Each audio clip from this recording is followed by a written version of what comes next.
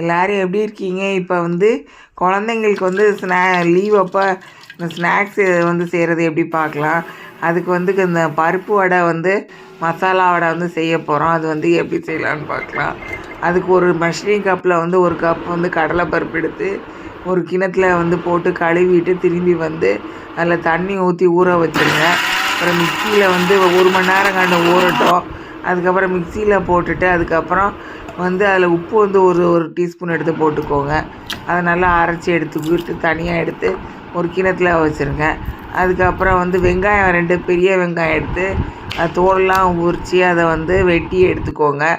இது விதனார் ஆச்சி சமையல் தமிழ். இதை சப்ஸ்கிரைப் பண்ணுங்கள். நன்றி. நல்லா துண்டு துண்டாக நல்லா பெரிய பெரிய துண்டாகவே அந்த வெங்காயத்தை வெட்டி எடுத்துக்கோங்க. அப்படின்னா தான் சாப்பிடும்போது நல்ல டேஸ்ட்டாக இருக்க மாதிரி இருக்கும். அந்த மாதிரி இருக்கும். அதை வெட்டி எடுத்துகிட்டு பச்சை மிளகாய் வந்து ஒரு 2 பச்சை மிளகாய் போட்டுக்கோங்க. காரம் ஜாஸ்தியாக தேவைன்னா காரம் ஜாஸ்தியாக போட்டுக்கோங்க. இந்த மாதிரி நல்லா வந்து அரைச்சி வச்சதில் வந்து அந்த வெங்காயத்தையும் பச்சை மிளகாயையும் போட்டுருங்க. போட்டு நல்லா பிணைஞ்சி நல்லா ஒட்டை பிணைஞ்சி எடுத்துக்கோங்க. பிணைஞ்சிட்டு அப்புறம் சின்ன சின்ன உருண்டைகளாக ஊற்றி ஒரு தட்டில் எடுத்து எல்லாம் உருண்டை உருண்டையாக எடுத்து வச்சுருங்க.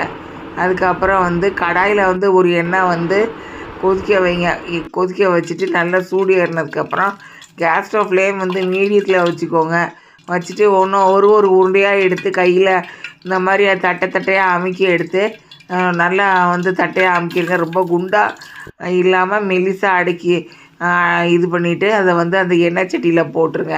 சூடு ஏறினோடனே அதுக்கப்புறம் ஒரு பக்கம் வந்து ஒரு 5 நிமிஷம் அப்படியே விட்ருங்க. ஒரு பக்கம் நல்லா வெந்து வரட்டும். அதுக்கப்புறம் அடுத்த பக்கம் வந்து திருப்பி விட்டு நல்லா அதை வந்து அதையும் ஒரு 5 நிமிஷம் கண்டு நல்லா வேக வைங்க. கேஸ் ஸ்டவ் ஃப்ளேம் வந்து மீடியத்தில் வச்சு நல்லா வெந்து வந்ததுக்கப்புறம் அதை எடுத்து வந்து தட்டில் எடுத்து வச்சு குழந்தைங்களுக்கு வந்து பரிமாறுங்க. பெரியவங்க வந்து உடம்பு நல்லா இருந்தால் பெரியவங்க வந்து சாப்பிடுங்க. இதெல்லாம் சாப்பிட்டுட்டு உங்கள் கமெண்ட்ஸ் எல்லாம் வந்து எனக்கு அனுப்புங்க. நன்றி.